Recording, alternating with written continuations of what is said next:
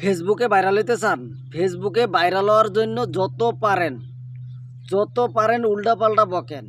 আজকাল ভালো মানুষের কোনো বাত নাই। আপনি ভালোভাবে কথা বলবেন, সুন্দরভাবে কথা বলছেন, গোছায় কথা বলতেছেন না, আপনি ফেসবুকের জীবনে ভাইরাল হইতে পারবেন না।